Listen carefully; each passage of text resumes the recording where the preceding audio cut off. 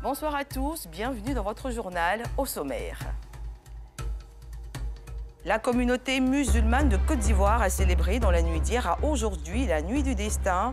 Les mosquées d'Abidjan ont été animées par des lectures coraniques, des invocations et surtout d'intenses prières. Tout à l'heure, le compte rendu de nos reporters. Et notre rubrique Le portrait de la semaine révélera le talent d'une fillette, Oumou, 10 ans et experte en design fait à base de henné, communément appelée Diaby.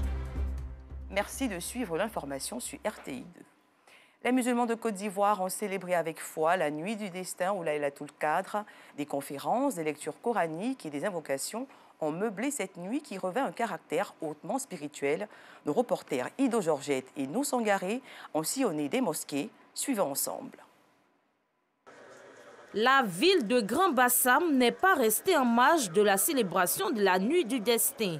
Les fidèles musulmans du quartier phare sont sortis massivement pour commémorer la nuit de Laylatul Qadr initiée par la fondation Yacouba Ndiaye.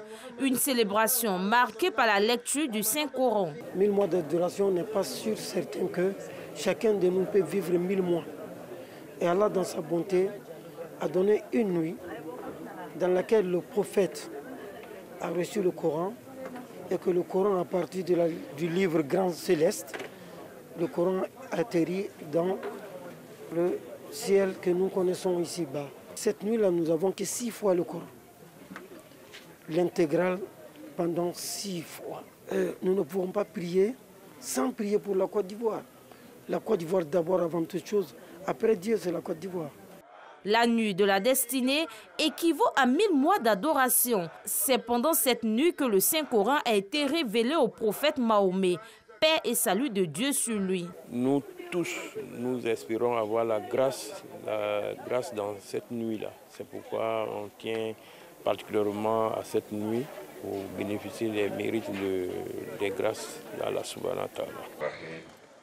À la mosquée Fatima Tazara, toujours dans la ville historique, fidèles musulmans, guides religieux et autorités locales étaient présents pour bénéficier des mérites de ce jour saint. C'était important pour nous, ville berceau des religions en Côte d'Ivoire, de témoigner notre solidarité à la communauté musulmane en cette nuit sainte, cette nuit sacrée. Et la particularité de cette année, c'est que nous avons la grâce d'avoir le chevauchement des carèmes chrétiens et musulmans, qui est le signe que Dieu nous envoie dans le sens de l'union, de l'unité, de la fraternité. Et comme de coutume, année après année, nous sommes présents aux côtés de nos frères et sœurs de la communauté musulmane pour pouvoir prier pour Grand Bassam, prier pour notre pays. L'imam Moussa Dramé a exhorté les uns et les autres au vivre ensemble. Nous avons prié pour la paix en Côte d'Ivoire. Notre pays est respecté aujourd'hui partout dans le monde, à l'extérieur. Mais c'est un devoir pour nous de continuer à prier pour que la paix règne entre les habitants de ce pays. Enfin, nous avons prié aussi pendant cette nuit bénie qui fut l'anniversaire de la descente du Saint-Coran pour notre chef, qui est le chef de l'État, Alassane Ouattara. Chaque 100 ans, Allah envoie un homme de paix pour redynamiser la paix dans le monde. La nuit de Laylatul Qadr est l'une des nuits les plus importantes chez les musulmans. Elle est meublée par des prières, invocations et bénédictions. C'est l'une des nuits les plus importantes chez les fidèles musulmans. La nuit du destin a été célébrée dans la ferveur et le recueillement dans la commune de Yopougon. Accompagnée d'une forte délégation, Issoufou Koulibaly, adjoint au maire de la commune, a sillonné différents lieux de culte pour témoigner la solidarité du maire Gilbert Kafana Koné à la communauté musulmane. Nous voyons l'intérêt des prières des religieux pour la paix en Côte d'Ivoire, pour la quiétude et la sécurité en Côte d'Ivoire. C'est une grande nuit de prière, c'est une grande nuit de bénédiction. On ne pouvait rester en marge. Même message à la mosquée Al-Mami Tungara de la gare internationale d'Abobo.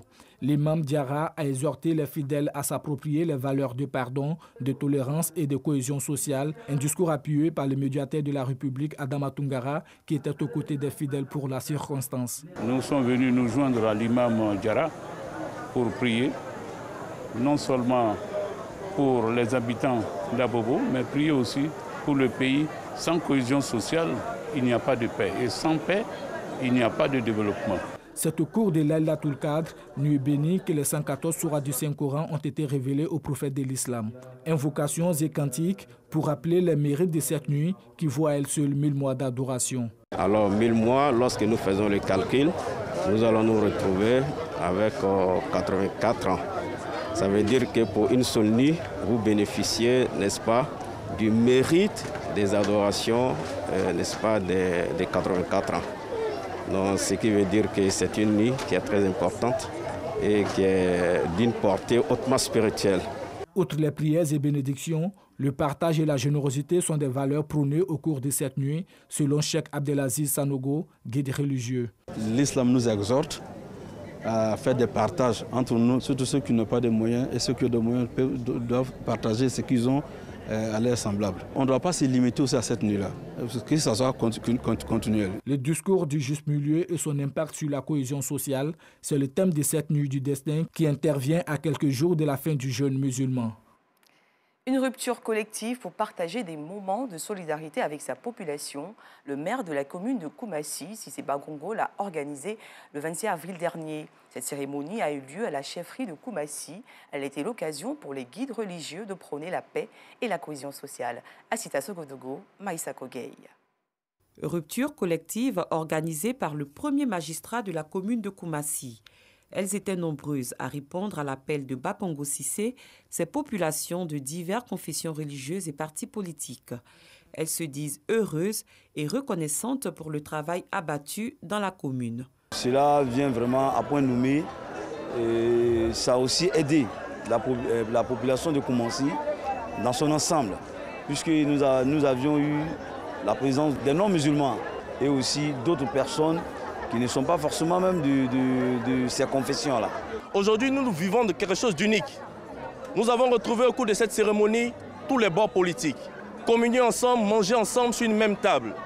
Nous appelons toute la Côte d'Ivoire, toute la jeunesse de Côte d'Ivoire à faire autant. Car aujourd'hui, nous voulons une jeunesse unie, solidaire, qui a un but, celui de voir la Côte d'Ivoire fraternelle, unie, assise sur une même table. Cette initiative de rupture commune dans la commune de Koumassi a débuté depuis 2008, année d'arrivée du ministre Cissé Bakongo à Abidjan Sud et principalement donc à Koumassi.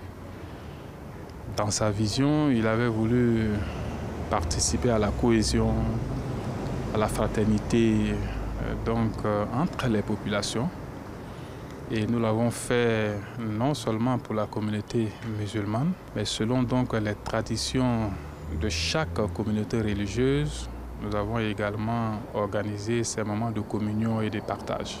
Venu apporter son soutien à son homologue, le président de l'Assemblée nationale par intérim, Adama Bictogo, n'a pas manqué d'exprimer son attachement et son amour pour la commune de Koumassi. Ce soir, en étant ici encore à Koumassi, dans la cité de l'hospitalité, parce que Koumassi en soi est l'expression même de la Côte d'Ivoire rassemblée.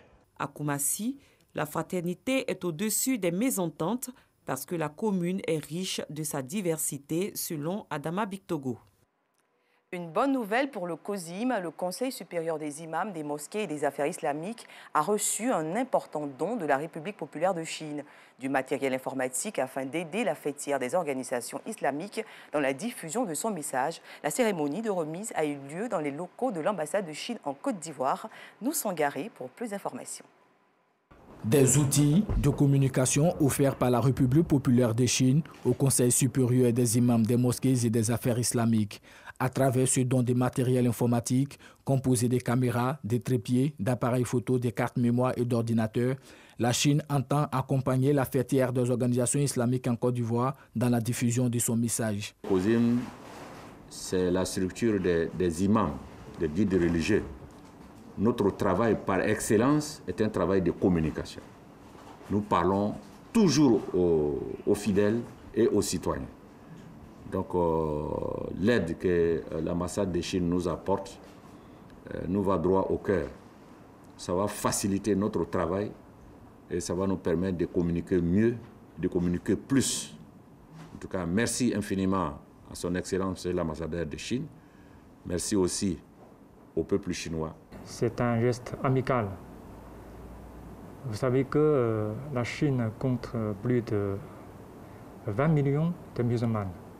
Donc pour nous, c'est important d'encourager les échanges et la coopération entre l'Association islamique de Chine et le COSIM, et pour renforcer la compréhension mutuelle entre les musulmans de nos deux pays. Les deux personnalités se sont réjouies de l'excellence des relations entre leurs deux pays, ce dont fait suite à une visite de l'ambassadeur chinois Wang Li au siège du Conseil supérieur des imams des mosquées et des affaires islamiques COSIM il y a quelques semaines. Un petit tour en Asie où le festival de bénédiction cosmique Yojong 2022 s'est tenu récemment en Corée du Sud et dans le monde. Plus de 2000 couples ont été mis en mission pour la paix. Qu'est-ce que le festival de bénédiction? Quel est son sens? Explication. La tradition de bénédiction établie par les fondateurs de la Fédération pour la paix universelle, feu le révérend San Myung-moon et le docteur Ak Ja-an-moon, affirme le mariage et la famille comme l'unité fondamentale de la société.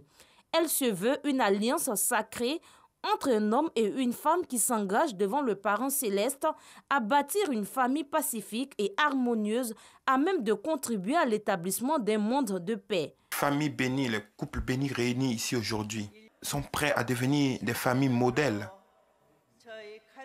qui vont conduire la providence et réaliser substantiellement ton rêve si cher. Permet à ce que toutes les familles réunies ici aujourd'hui puissent multiplier la bénédiction dans leur propre entourage, dans leurs tribus et à travers le monde, jusqu'à ce que l'idéal d'une seule famille humaine unie en Dieu, notre Parent Céleste, puisse se réaliser. Le festival de bénédiction cosmique Yojong se tient chaque année en Corée du Sud et dans les restes du monde. Il vise à perpétuer la vision du révérend San Myung-moon et le docteur Ak Ja-an-moon, fondateur de la Fédération pour la paix universelle, dont le but principal est l'enracinement d'un monde de paix durable sur la base de l'interdépendance, la prospérité mutuelle et les valeurs universelles. En santé, l'Afrique est particulièrement touchée par l'explosion de cas de rougeole du fait du retard de la vaccination des enfants, avec une hausse de 400% pour les 3 premiers mois de 2022 par rapport à la même période de 2021, a annoncé ce jeudi le bureau régional de l'OMS. De janvier à mars, près de 17 500 cas de cette maladie virale hautement contagieuse ont été répertoriés sur le continent, où 20 pays ont signalé des épidémies de rougeole, soit 8 de plus que durant les 3 premiers mois de 2021. En Guinée, après l'ancien Premier ministre Ibrahima Kassori Fofana et plusieurs anciens collaborateurs d'Alpha Condé, c'est au tour d'Amadou Damaro Camara, ancien président de l'Assemblée nationale, et Luceni Camara, ex-président de la Commission électorale nationale indépendante, d'être écroués.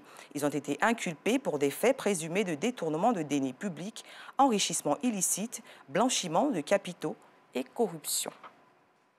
En Ukraine, 10 soldats russes ont été mis en examen pour des crimes de guerre présumés à Boutcha. Cette ville, située à 25 km au nord-ouest du centre de Kiev, a annoncé la procureure générale d'Ukraine ce jeudi.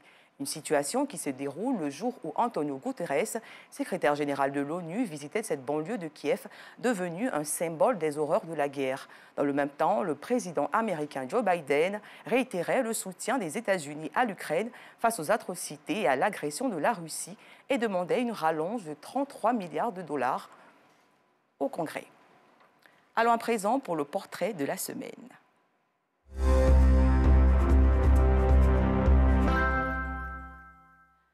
Ce soir, nous faisons un gros plan sur Oumou, 10 ans, et déjà experte en design avec le henné communément appelé Djabi.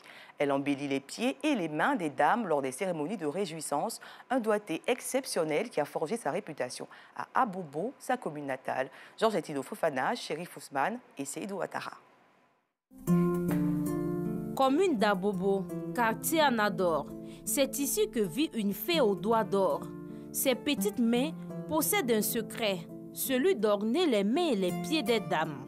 Âgé de 10 ans seulement, Oumou Koulsoum est spécialisé dans la mise en place du henné, communément appelé djabi. C'est depuis l'âge de 8 ans que la petite Koulsoum a commencé à s'intéresser à cette activité qu'elle a apprise auprès de sa mère.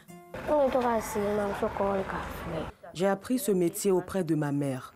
Pendant mes temps libres, je venais l'assister jusqu'à ce que j'arrive à le faire moi-même. Aujourd'hui, je suis très sollicitée. Élève en classe de CE1 à l'école franco-arabe, elle s'adonne à la pose du henné les week-ends et jours fériés. Ce mercredi matin, elle reçoit ses premières clientes. Vous voulez le djabi noir avec Apollo ou bien le rouge? D'accord, vous avez un modèle? Oumou reçoit en moyenne 5 à 6 clientes par jour. Une prestation peut durer 15 à 20 minutes. Le prix varie en fonction du modèle demandé par les clientes. Pour cette cliente qui veut se rougir ses 2 mains, elle va devoir débourser la somme de 3 000 francs CFA. Pour se rougir les mains, il faut patienter plus de 2 heures. Une longue attente pour certaines qui optent pour le tatouage qui ne dure que 15 minutes. Il existe plusieurs modèles de djabi. Certaines optent pour le rouge, d'autres préfèrent le noir avec un mélange de cendre et d'Apollo, un produit chimique qui rentre dans la préparation du henné.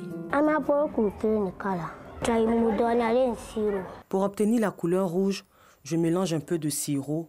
C'est le sirop qui nous donne le résultat rouge. Pour le noir, j'utilise un produit chimique appelé Apollo et de la cendre. Rendre jolies les mains des femmes avec du henné est facile selon Oumou. Mais la grosse difficulté, c'est de savoir manier la colle, ce qu'arrive à faire l'écolière malgré son jeune âge. C'est la colle qui fait la différence entre les modèles. Moi, je prends mon temps pour le faire et mes clientes apprécient. Pour répondre aux exigences de sa clientèle, la fillette de 10 ans se fait aider par ses sœurs.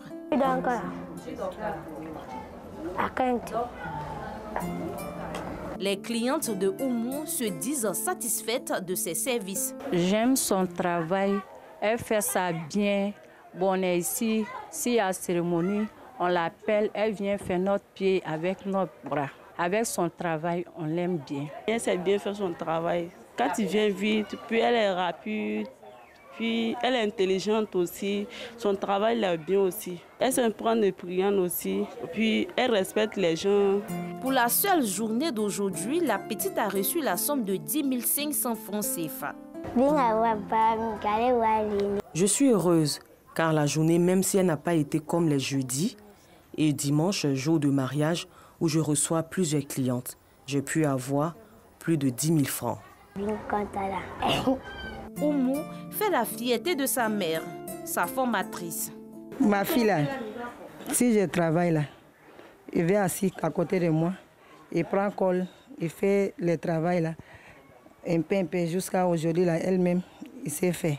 Ça me fait plaisir, je suis contente de lui, je suis fière de lui-même. Pour son âge, Oumou rêve grand. Elle entend faire plus tard de ce temps plein son métier. L'idée, créer un espace où des jeunes filles désireuses d'apprendre à tatouer avec du henné viendront à son école. Toutefois, elle n'entend pas arrêter ses études pour ce métier qu'elle adore tant. Un talent qui mérite d'être encouragé et sollicité en cette période de préparation de la grande fête de Ramadan. C'est ici que prend fin cette édition. Je vous souhaite une excellente reprise.